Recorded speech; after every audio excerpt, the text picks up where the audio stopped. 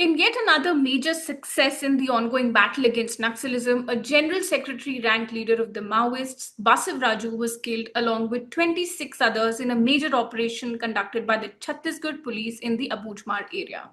Now, this is the second such successful operation in quick succession, following a 21-day-long operation in Karigutta Hills on the Chhattisgarh-Telangana border, in which 31 Maoists, including 16 women, were killed. The operation dismantled a significant portion of the Maoist leadership. The killing of such a high ranking leader is a serious blow to the Maoist movement, striking at the core of their leadership and dealing a major setback to their operation. To discuss the significance of this operation and what lies ahead for the Maoist movement, we have with us former Director General of Police, Chhattisgarh, Mr. R.K. Vij. Thank you so much for joining us, sir. Welcome.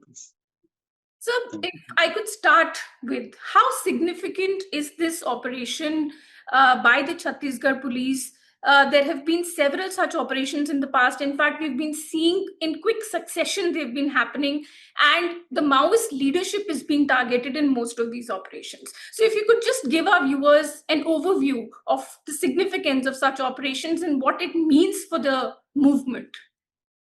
See, if you look at the operations conducted by the security forces in last 1.5 years, you will see that the forces were successful in eliminating one central committee member of the CPI Maoist and a number of Dandakarne special zonal committee members. I mean, their senior leadership has been targeted by the security forces in last 1.5 years, about 1.5 years. Now, the neutralization of CPI Maoist topmost leader, that is General Secretary, Mr. Basav Raju, is really significant. It's a big blow to the Maoist because now they become headless. Maybe for the time being, they replace him with another senior leader. But see, the CPI Maoist boss, he carries with himself, the special security.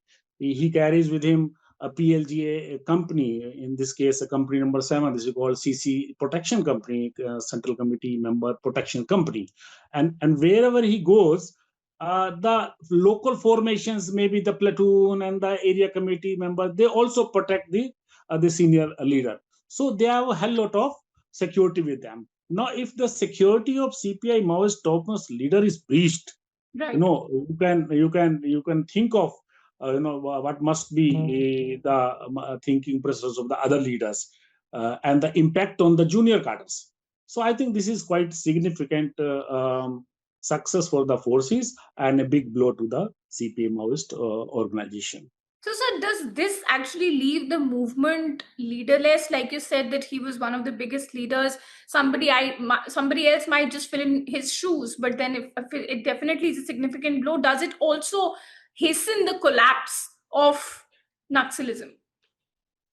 If you look at last in the movement, how it has progressed in last 10 12 years. Yeah. See, in the Maoist in their central committee meeting in 2012-13, they admitted that they have been losing their cadre, their mass base has been depleting, and the movement is in the low ebb. They have admitted in many of their meetings. Now, recently, last year, in August 2024, they decided to retreat tactically. In the sense, I mean, temporary retreat, they call it, tactical retreat. They decided not to, they decided to, divide their bigger formations in smaller formations. Right. I mean, they divided their battalion into companies into platoon into section level, 4+4 into 8, so that they could not be encircled by the security forces. They wanted to save their cadres and their leadership. Right. But there was an additional point.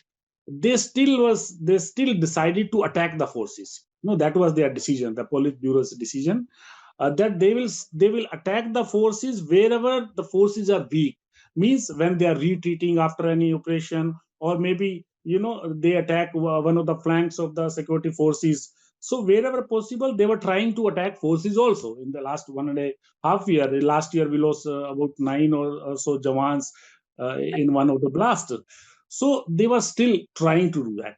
But now their topmost leader has been eliminated. Though I believe in a couple of days or maybe months, whenever they get time to, meet and decide their further Yes, sir. strategy. Hmm. So they will replace their leader with some other Right. number two or number three in the hierarchy. But yes, now the impact this particular elimination of senior most leader will have, it will have on the junior cadres. Maybe the surrender will increase, Right. so it will have impact. I won't say that the total revolution, that movement will stop immediately. I don't think that will happen, because they still have senior leaders in the central committee and the Dandakarna zonal submitting committee, Right. but it will have a big impact on their junior cadres. Right. But if you could tell our viewers a little about Basav Raju. Now, we have all done profiles on him. There were stories about how he, was a key leader, and he was the ideological head. He was the main conspirator behind attacks on the CRPF, one of which that we all speak about, where 75 personnel were killed, and then there was an attack on Congress leaders. So, if you could tell our viewers a little about Basav Raju and his significance in the Maoist hierarchy. See, Basav Raju, he joined the CPI ML People's War group, and it was People's War. Still, there was no merger between the two. So he joined that People's War in 80s. And the first time when this forest committee was constituted in Dandakarna initially was it was used as a rear sector of Telangana guerrilla warfare. It was a rear sector, and the first committee was forest committee that was constituted by Andhra Pradesh State Committee of CPI MLPW. So he was one of the members of the Forest Committee, so which was formed in 1987. So he has been calling shots since early 80s, I would say. No, when this merger took place, he became in charge of CMC, Central Military Commission of the CPI Maoist. And after this Ganpati stepped down, after that Central Committee meeting of 2017, he stepped down. He became head of the CPI Maoist. So he has been active in Dandakarna actually since early 80s, I would say. So that way he knows, he knows the area. He know how the revolution, the movement has grown. Though initially it was growing, till 2010, 11, it was growing. After that, it has been depleting. The mass base has been depleting continuously, and now they have gone into setback stage. That situation they have gone into. So the role of Basav Raju, initially Ganpati was the main. He's still there. He's still a Central Committee member, though he has not been given any specific responsibility. Right. But still, he is a big ideologue for them. But elimination of Basav Raju, on which Ganpati, depended a lot, I think it is a big loss for them. Could you also give our viewers a sense of the hierarchy in the Maoist structure when you say Politburo or you talk about the military commission? How is the structure and how it works? See, the CPI in CPI Maoist, there are two wings. One is the political wing, other is military wing. Right. Now, the political wing is supposed to be, in hierarchy, I would say. The central committee in toto, you would say. The central committee decide, if there are 20, 25 members initially, when this merger took place, there were 40 plus members, but now there are hardly about 15, I think. So many have died, so many were arrested, so there's a few of them have already left. So the number has drastically come down. So at the top is central committee. Right. Central committee keeps meeting every year. They meets every year. And if they are not able to meet, then there is a secretariat. They call it Politburo. 5 to 7 members. They meet and take important decisions. Now, under this central committee comes Central Military Commission. It is a separate wing, of course. It basically focuses on military actions. So CMC it works under Central Committee actually. So and according to that Mao's ideology, they think they say that the political ideology should dominate the military wing. It is the political ideology which should decide when and when not to use the military. So at the top is Central Committee. Then different states have different committees, like the special area of Dandakarna, the southern part of this Bastar and Gadchiroli area. This constitutes Dandakarne. Initially, Adilabad and Eastern Godavari, it was also part of this Dandakarna, but in 1995, this area was separated. So now Dandakarna is basically South Bastar and Gadchiroli. In Gadchiroli. So this is Dandakarna. Like Dandakarna, there's in the North Telangana, they have a North Telangana special zone. So they have special areas, special zones, depending upon the area, they decide to separate from the rest of the area and focus particularly on the particular area.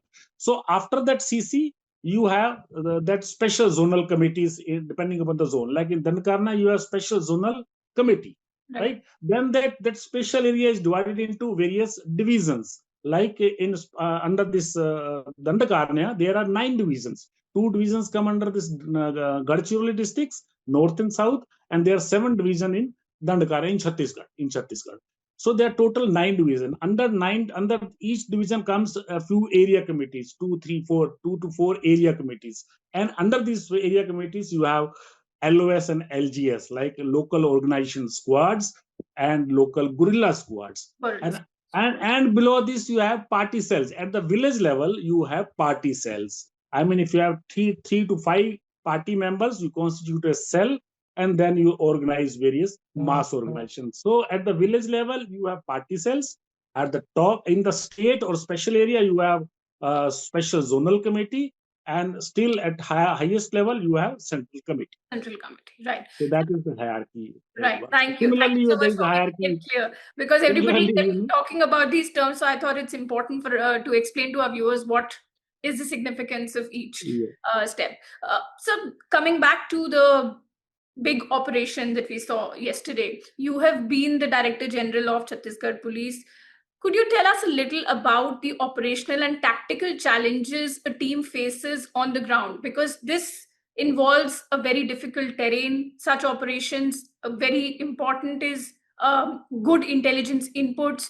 Plus, you also fear that, once you get inside the jungles, the other party would get to know about your movement. What are the difficulties and challenges? And if you could also tell our viewers a little about Abujmar, because when I went there, that area is popularly called as the unknown hills. So there's a lot of mystery still that surrounds, that area. So if you could tell us a little about Abujmar. See, this area was selected by the Maoists very carefully. They knew that this area is actually backward area. If you talk of socioeconomic deficits, you will find many factors, a very less number of, because the population density is very less. And the other basic amenities, they are very minimal in this area. The wants of people were very less. They used to live very lean life in that. They used to live in solitude, in that area. And this area particular is very suitable for conducting guerrilla war. So the area infested with forest and is hilly terrain, is very difficult to navigate that area. So they knew that yes, they can find out certain reasons to launch their campaigns and start their movement. They knew that the government reach in these areas is limited. The presence of security forces is very limited. So they selected that area. You can find in their literature. They are very clear on this, that the area which is very backward, where they can influence the people, where the reach of government is minimum, they can they can attack whatever little presence is there. They can attack and send them off. So that sort of area was selected by them. So this particular area adjoining North Telangana and Southern Gadchiroli, that is actually suitable for all this. The factors which I just indicated. So therefore, they selected this area. So the Abujmar is also, the population density is very less. This was and the thick jungles and the rivulets and the mountains. Even technology cannot work. If you want to see the satellite images and all that, because there are no mobile signals as well to penetrate the foliage and all that. So technically also it is very difficult to do that. So that you would say was a major operational tactical challenge that the forces the police faces whenever they get an intelligence input, say about a congregation or a meeting happening, and when they move into these jungles for such operations? One was this topography and all that. Second was this language problem, because most of our policemen, they don't understand, Gondi and all that. So it Right. was difficult to communicate with the local people. But now we have, that DRG, so-called that Yes. district reserve guard. We have many local Jawans from that area. They know the area, they know the language, they know routes, they know some of their cadres, and they are technically they are more flexible in their movement, because they stay there, they belong to that area, so their Right. movement is very flexible. So that operational edge, which was earlier we did not have that operational edge. Now we have that operational edge over the Maoists, because now we have people who know the area well. They speak their language, terrain is known to them, they know Yes. where to hide and where to attack. In So fact, that that way, was my next question, sir. gradually we have overcome those, and our presence has increased. In 2003 we hardly had any presence there. When the Chhattisgarh came into being, the force which was at the time of division, which came to this part, was hardly 20,000. We are 75,000, 80,000 now in the state itself. There was hardly any CAPF battalion. The 3 battalions came in 2003. Now we have 50 plus battalion. So our reach has increased. So the dominance, that reach, that operational edge, and now the use of technology has also increased with the time. We didn't have any helicopters earlier. Now we have helicopter. That rescue has become very easy. We used to use analog sets to communicate with our Jawans, which Maoists used to, listen to our talks also. Now we are using digital communication sets. So now information cannot reach them. So gradually now we are using, this drones. So the use of technology has also increased. And there are so many factors, because I have been watching all this since to early to the 2005 and 6. So in last about 20 years, a lot has changed. Our security infrastructure has really strengthened. Government schemes, whatever government schemes were there to strengthen infrastructure, that has really Right. helped In the fact, security forces. that's my next question. So we have set a target. In fact, Amit Shah, Home Minister Amit Shah, has set a target of March 2026 for a Naxal-free Bharat. So do you think that is achievable given the recent successes that the forces have had in the past? I look at it like this, we can achieve sufficient progress in that. I mean, we can sufficiently control the situation. Because it is not practically possible to kill each and every Maoist. As a guerrilla, you are countering guerrillas. Now suppose so many, we wish that so many of them surrender.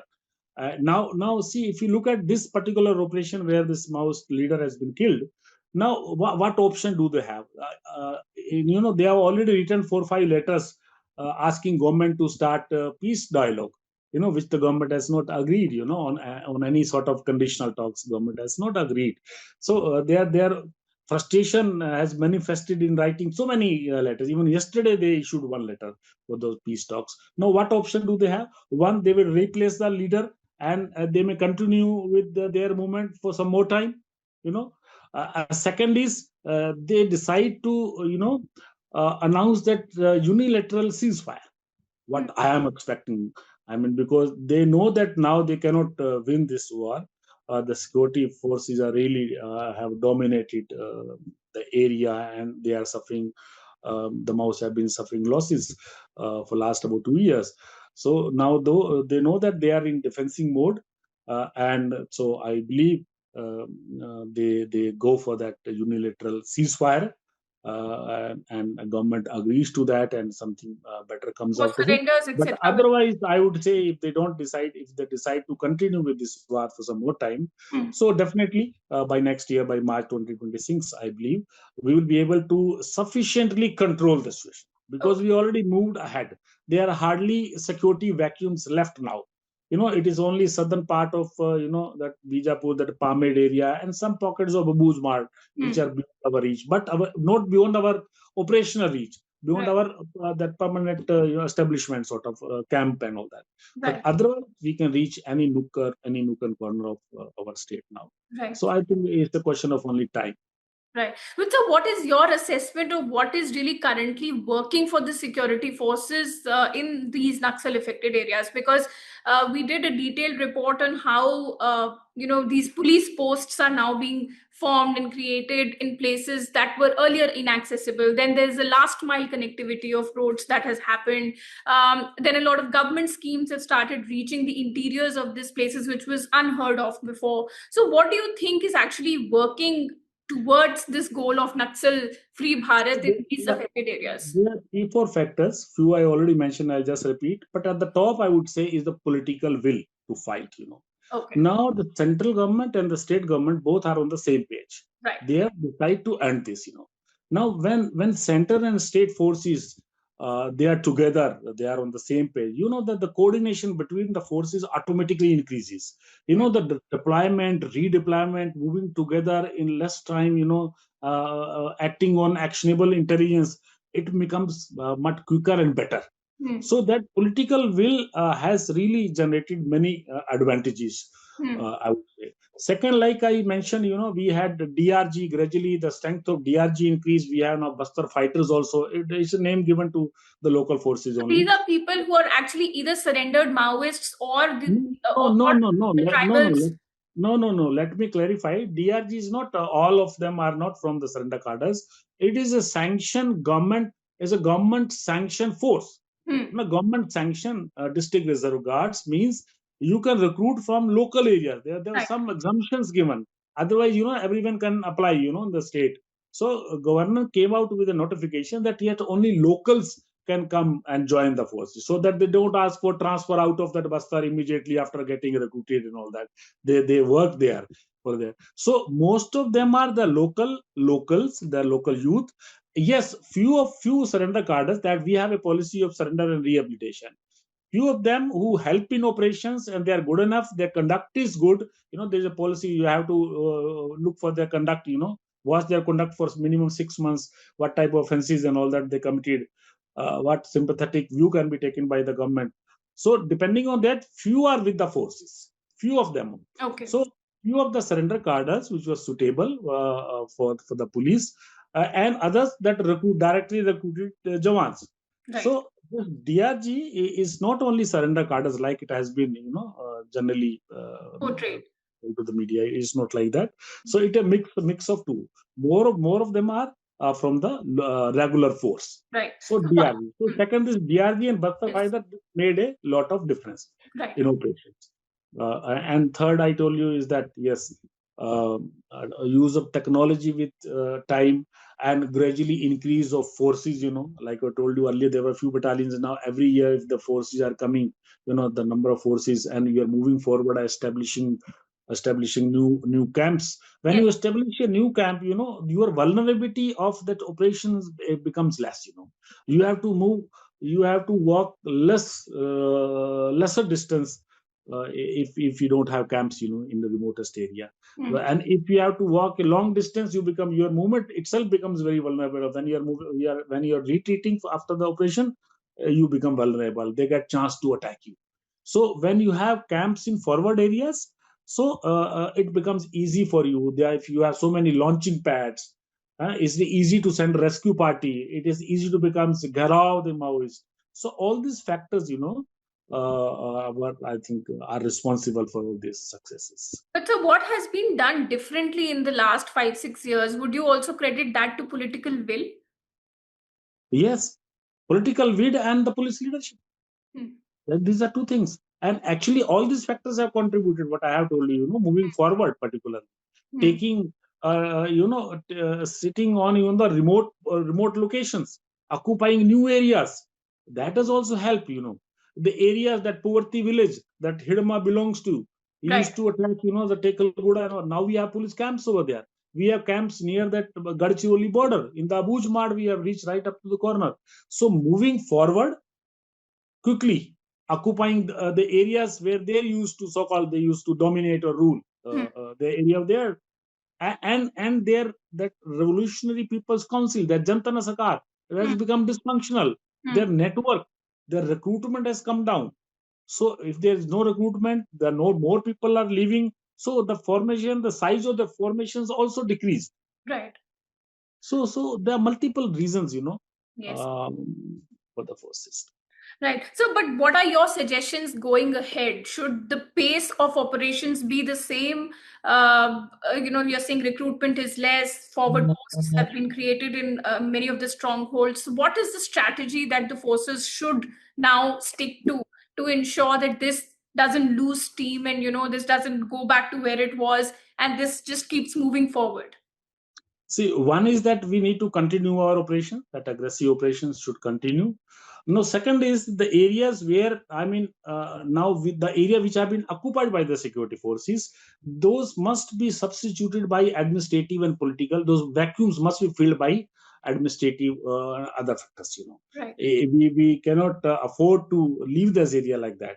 So that administrative vacuum must be filled, and even the political vacuum must be. The grievances of people must be addressed. The root cause of the problem, which Maoists generally take advantage of. Right. So we should not leave those gaps now. So what I would suggest, the government already knows that they have already launched a number of schemes. That development should now Go speed hand up in hand in those areas. along Should with the speed up. operations. More medical facilities, education facilities, all these facility. It is otherwise the duty of the government to implement all these schemes. I think now because the security forces are already there, so the speed of the implementation of these schemes, I think, should go up. Right. So these, I think, vacuums must be filled up soon. Right. Last question and your concluding remarks, sir, on what lies ahead for the Naxalite movement. With most of their top leaders now gone, they are on the back foot, like you mentioned. Where does it go from here? I am expecting that they will announce that unilateral ceasefire. They have been demanding peace talks again and again. They are very clear now that they cannot win this war. They know that forces have now, they are the number of forces, the strength of forces is much more as compared to the strength of their cadres now. It is very clear to them, though I believe they will not leave their ideology and they will not surrender 100%, but their junior cadres will definitely surrender. Their senior cadres may not surrender, but they cannot win. They know that they cannot win this war now with the use of arms and all that. So arms struggle they cannot win now. The government's force, they call us enemy. So they know that they are enemies. So the security forces are strong enough to hold the area, and I think gradually this will decimate. This will just end. I think that at least temporary withdrawal of this movement is going to happen in coming days. That is what I expect. We hope so too, sir. Thank you so much for joining us and telling our viewers about this movement, about the hierarchy, about the significance of this operation. Thank you so much for joining us. Thank you for having me.